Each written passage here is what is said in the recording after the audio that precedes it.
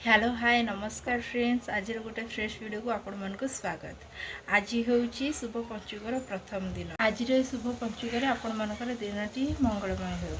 ए वर्ष पंचुक 4 दिन पड़ी। नॉर्मली सब वर्ष 5 दिन पड़ता है। आउ जो वर्ष 6 दिन पड़ता है से वर्ष जगन्नाथंकर नागार्जुन बेश होता है। नॉर्मली कार्तिक मास शुक्ल पक्ष एकादशी ठारू पूर्णिमा पर्यंत 5 दिन पर्यंत पंचुक करा जाय थाए।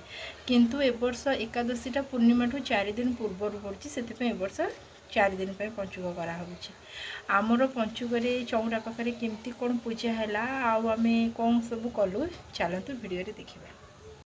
आमर यहाँ बालुंगा तैयारी पूजा कराऊँगी। नॉर्मली सबुठे बालुंगा तैयारी हुए खाली माने मूर्ज पकई दिखती साधारे खाली मूर्ज पकई दिखती किंतु आमर आगे बाली रे बालुंगा तैयारी करते आउे नड़िया बसाती गोटे नड़िया बोहू कर नड़िया बसाती से बालुंगा को पूजा हुए आउ से नड़िया को पूजा हुए तापर मूर्ज पकाते। हे देखो बाली रे भाया धीरे धीरे धीरे धीरे कर बालुंगा तैयारी करा जाए। भल सुंदर देखा जाए माने गोटे नुआ जिनस भल सुंदर देखा जाए किंतु सबुआड़े ओडिशार सब स्थान में एमती बालुंगा दी पूजा करवा न थाए। मो शाशुघर पटरे ना ये नड़िया एमती बहु बसा हुए आगे गुआ कौड़ी आ गोटे छोट आईना थुआ होता है बहु बसा होकर को पूजा करा जाए। तापर मूर्ज पका हुए।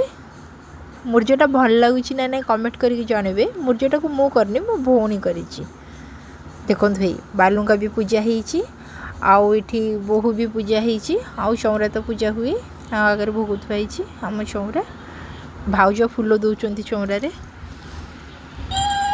आउ यही मो भौणी आउ मो झियारी मिसिक ही पूजा कर आम छुटकी से मूर्ज पकईला। मूर्जटा केमती लगे कमेंट करके निश्चिंत जनइबे।